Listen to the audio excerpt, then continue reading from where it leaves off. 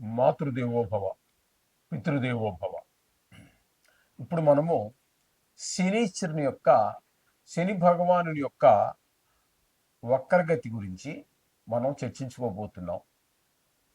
July నెల 13వ తారీఖు 2025 నుండి 28వ తారీఖు నవంబర్ నెల 2025 వరకు ఈ వక్ర మార్గంలో ఆయన ప్రయాణం సాగిస్తూ ఉన్నారు. ఈ వక్ర మార్గంలో ప్రయాణించటం వలన ఏ ఏ రాశుల వారికి ఏ ఏ విధమైనటువంటి ఫలితాలు వస్తాయి అనేది సశాస్త్రీయమైన పద్ధతిలో మనం తెలుసుకునే ప్రయత్నం చేద్దాము. ఇందులో మిమ్మల్ని ఏదో భయభ్రాంతులు చేసేసి శని వక్రించేశాడు, మీకు ఈ రాశుల వాళ్ళకి చాలా భయంకరమైనటువంటి కష్టాలు వచ్చేస్తాయని చెప్పడం ఏమీ ఉండదు. మామూలుగానే ఉంటుంది. కాస్త కొద్ది ఇబ్బందులు ఉంటాయి, కాదంటలేదు. దానికోసం మిమ్మల్ని భయభ్రాంతులు చేసేసి మీ చేత వేలు లక్షలు ఖర్చు పెట్టించడం ఇదేది మా ఉద్దేశం కాదు. అలాగే కొన్ని రాశుల వారికి చాలా ఉపయోగకరంగా ఉంటుంది. అంత మాత్రం చేత మీకేదో బల్లబుద్ధి చెప్తున్నా, రాసి పెట్టుకో ఇలాగే జరుగుతుంది అని చెప్పే అంత ధైర్యం నేను చేయనండి. ఎందుకంటే మహానుభావుడు ఆ పరాశరులు వారే చెప్పలేదండి. మనకు జ్యోతిష్యాన్ని అందించినటువంటి పరాశరులు వారే నేను బల్లగుద్దుతా, రాసి పెట్టుకో, హరిహరాదులు వచ్చినా జరగబోయేది ఇదే, అంత మగాళ్ళు ఏం కాదండి మనం. అందుచేత అలాంటిది ఏమీ ఉండదండి. శాస్త్రం ఎంతవరకు చెప్పిందో అంతవరకు చెప్పడం జరుగుతుంది. ఇందులో నా పైత్యం కానీ నా కవిత్వం కానీ ఏమీ ఉండదు. మీకు శాస్త్రాన్ని అందించాలి అనే ఉద్దేశంతో మాత్రమే మేము ఈ ఛానల్ స్టార్ట్ చేయడం జరిగిందండి, ప్రారంభించడం జరిగింది. అదే మా ఉద్దేశం.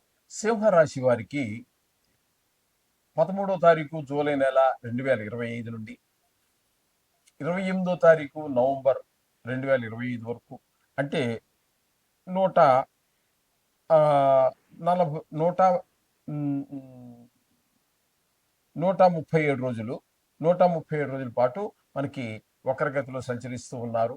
కాబట్టి ఇప్పుడు ఆయన శని మీనంలో ఉండి వక్రిస్తున్నారు కాబట్టి వెనక స్థానమైనట్టు కుంభ ఫలితాన్ని ఇస్తున్నారు. ఆ కుంభరాశి వారికి ఇప్పుడు కుంభంలో ఆయన ఉన్నారు కాబట్టి ఈ సింహరాశి వారికి ఏ విధమైన ఫలితాలు ఇవ్వబోతున్నారు అనేది శాస్త్రీయమైన పద్ధతిలో తెలుసుకునే ప్రయత్నం చేద్దాము.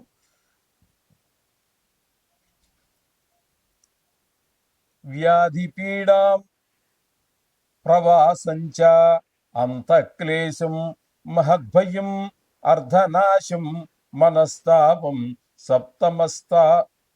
స్థానగే శని.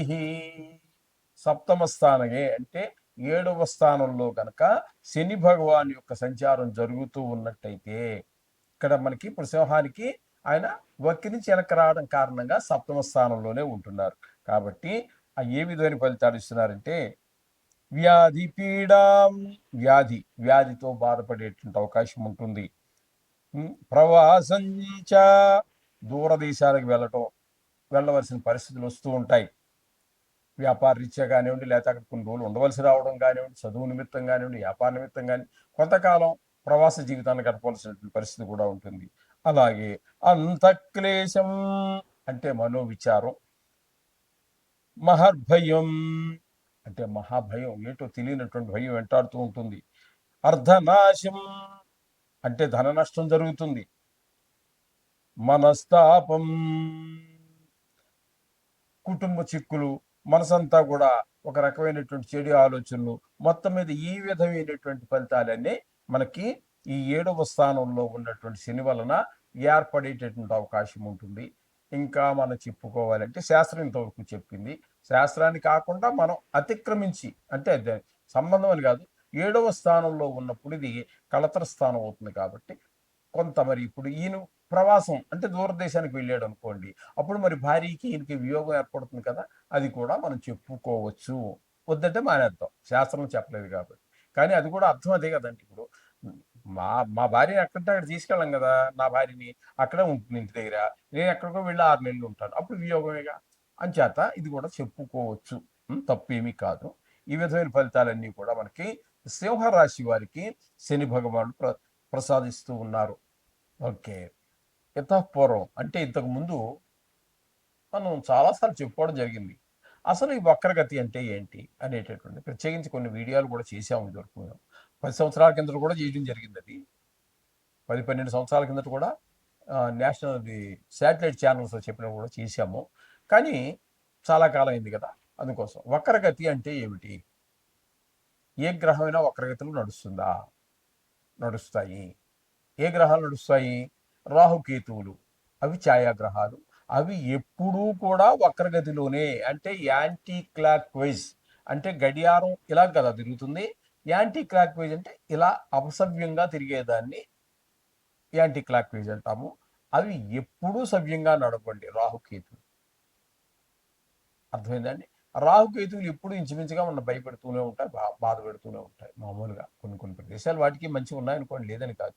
అలా రెండు గ్రహాలు మాత్రం ఎప్పుడూ వ్యతిరేక దిశలోనే తిరుగుతూ ఉంటాయి. ఇకపోతే నవగ్రహాల్లో రాహు కేతువు తీసేస్తే ఇంకా ఉన్నవి 7 గ్రహాలు. ఈ 7 గ్రహాలలో సూర్యుడు చంద్రుడు ఎప్పుడూ కూడా వ్యతిరేక దిశలో ప్రయాణం చేయరు. ప్రపంచం తలకిందులైపోతుంది అలా నడిస్తే వాళ్ళిద్దరూ. అందుచేత సూర్యుడికి చంద్రుడికి రిట్రాగ్రేషన్ అంటే వ్యతిరేక దిశలో ప్రయాణం చేయడం అనేది లేదు. ఇక రాహుకేతువులు చెప్పుకున్నాము, సూర్యచంద్రులు చెప్పుకున్నాము. ఇంకా ఉన్నటువంటివి 5 గ్రహాలు. అవేంటి? కేతువు కాదు, కుజుడు, బుధుడు, గురుడు, శుక్రుడు, శని. ఈ 5 గ్రహాలే మనకి ఎప్పుడు వక్రగతి అనేటటువంటి ప్రాప్తిస్తూ ఉంటాయి. వీటిలో కూడా చాలా రకాలు ఉన్నాయనుకోండి. వీటిలో కూడా చాలా, కుజుడు ఉన్నాడు అనుకోండి, ఎక్కువగా స్తంభిస్తూ ఉంటాడు. ఆయన ఎక్కువ కాలం ఉండాల్సిన సమయం కన్నా ఎక్కువ కాలం అక్కడ 2-3 గళ్ళల్లోనే ముందుకి వెనక్కి తిరుగుతూ ఉంటాడు. అది దాన్ని స్తంభన అని చెప్తూ ఉంటాం. అలాగే గురువును మనం తీసుకున్నట్టయితే ఆయనకి కొన్నిసార్లు వక్రం ఉంటుంది, కొన్నిసార్లు అతిచారం ఉంటుంది.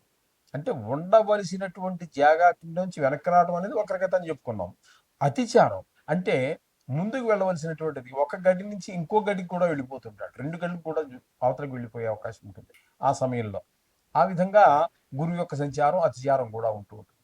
ఇకపోతే బుధుడు అనేటటువంటి గ్రహం ఏదైతే ఉందో ఆయన ఓర్బిట్ కూడా, అంటే ఆయన తిరిగేటటువంటి కక్ష్య కూడా సూర్యుడికి చాలా దగ్గరగా ఉంటుంది కాబట్టి అదే టైం ఇంచుమించుగా సూర్యుడికి ఒక నెల రోజులు తీసుకుంటే ఈయన కూడా ఇంచుమించుగా అదే టైం తీసుకుంటుంది నెలంతా తిరగటానికి. కాబట్టి ఈ 12 రాసుల్లో 4 రాసుల్లో ఇద్దరు కలిసే ప్రయాణం చేస్తారు, బుధుడు రవి. 4 రాసుల్లో రవి ముందుంటాడు, ఒక గడి వెనకాల బుధుడు ఉంటాడు. కొన్ని రాసుల్లో 4 రాసుల్లో ఇక్కడ బుధుడు ముందుంటాడు, రవి వెనకాల.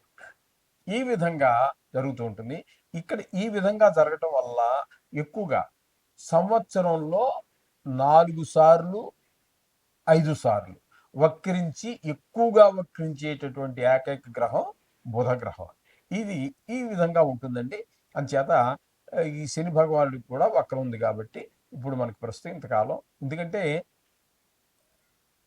ఇప్పుడు కొన్ని గ్రహాలు, బుధుడు ఉన్నాడు అనుకోండి, ఆయన ఒక రాశిలో సంచరించేదే ఒక నెల రోజులు.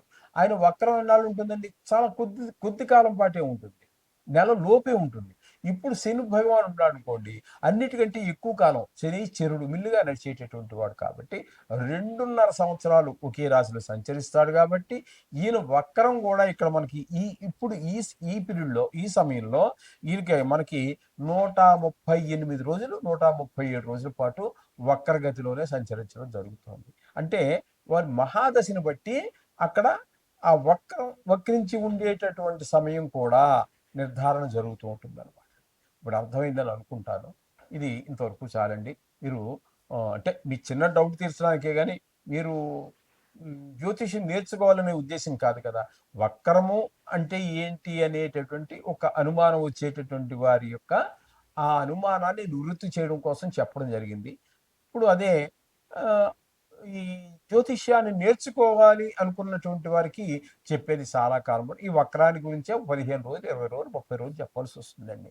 చెప్తే కానీ వాళ్ళకి ఎక్కదండి. మనం చెప్పుకుంటూ పోతాం, తెలిసిన వాడు చెప్పుకుంటూ పోతాడు.